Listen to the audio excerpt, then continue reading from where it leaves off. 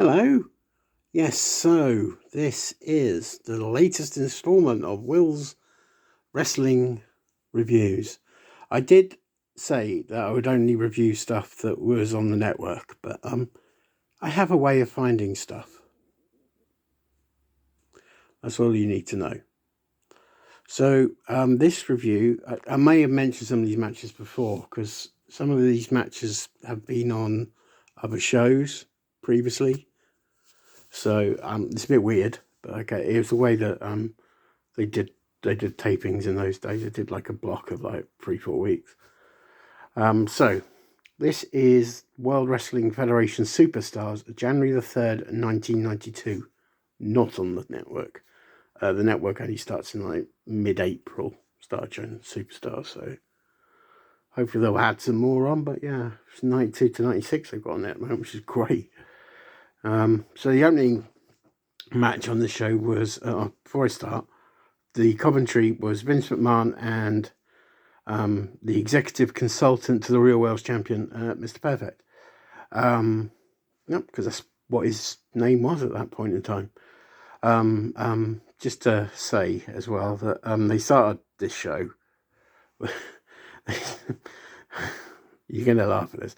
They started this show because it was National Prune Month then in January of 92. And yeah, some poor gags there from Vince and Perfect. But, you know, you are what you eat. Okay, so opening match. Rowdy Roddy Piper versus the Brooklyn Brawler. Now, it wasn't very good. I watched this on YouTube and, yeah, it was terrible, to be perfectly frank. Dave, John, Ringo, George, Paul. Where have I heard those names before? Is it a Judgment Day? Who knows?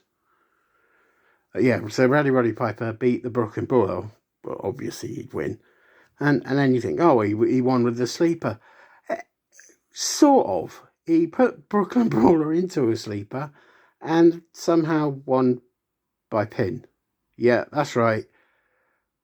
Rowdy Roddy Piper pinned the Brooklyn Brawler while he had the sleeper on him.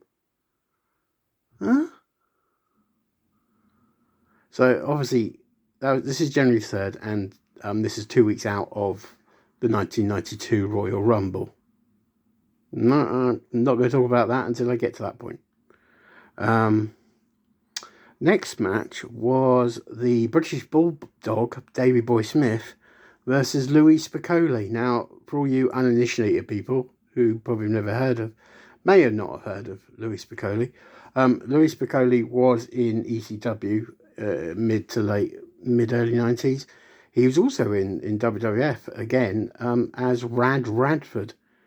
It wasn't. He didn't set the world alight, and then sadly he passed a few years after that. So he's probably more famous for being his persona in Mexico, where he was known as Madonna's boyfriend.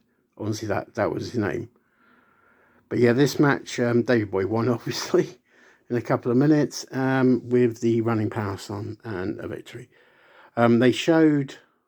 There's little things between these two matches. They showed the match previously from previous week where the Legion of Doom were defending the World Wrestling Federation Tag Team Championships against the Rockers. And, well, safe to say that the Rockers didn't win. And they didn't win the World Wrestling Federation Tag Team Champions.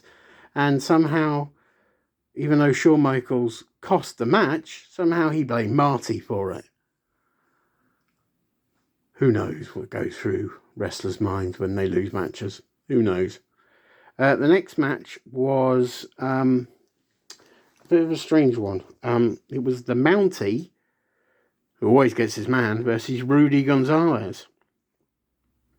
Now, yes, obviously the Mountie won and decided to shock Rudy Gonzalez after the match, as was his will in those days.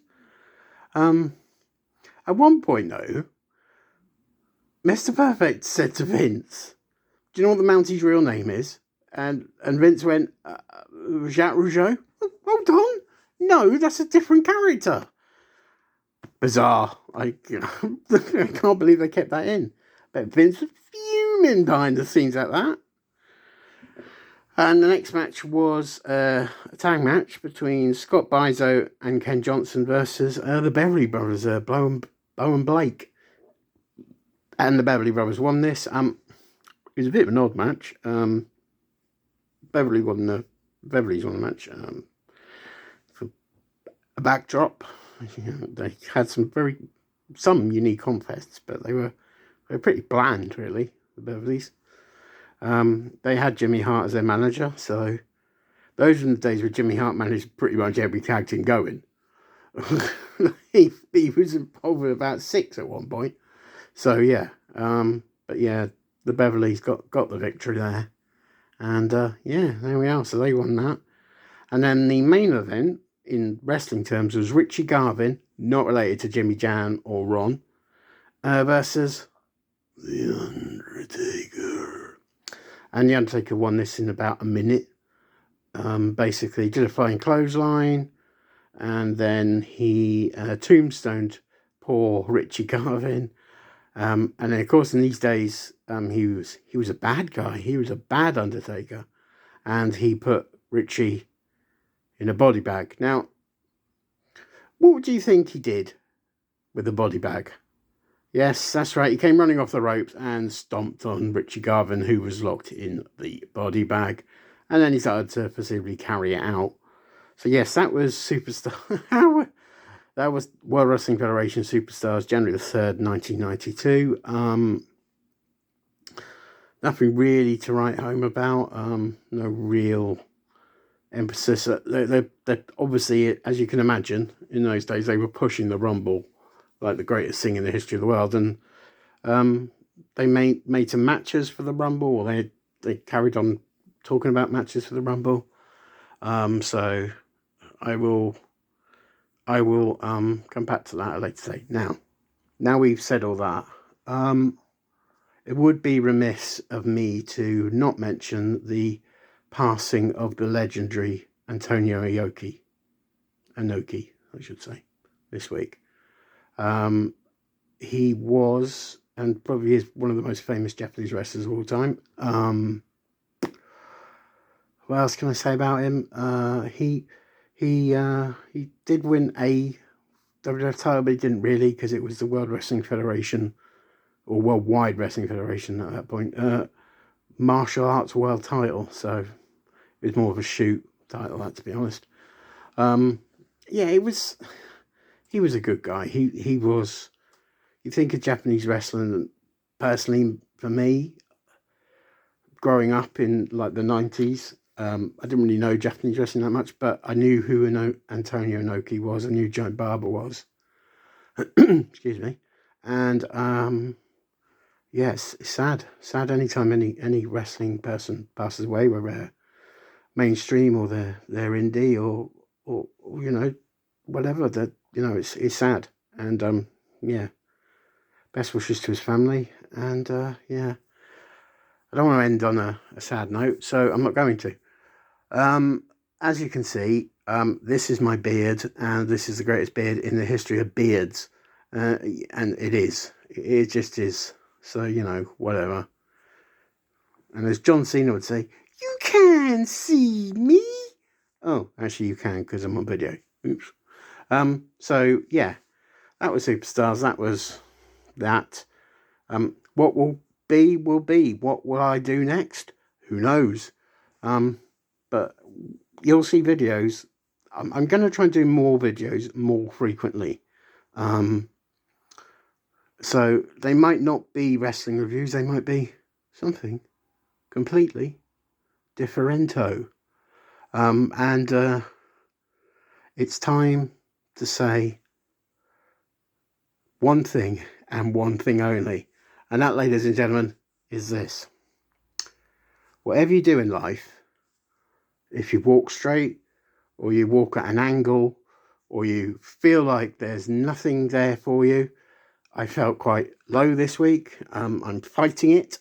It's not going to beat me, But what I can do, and what I will do, and what I shall do, is take advice from Kari Sane, who used to be in WWE.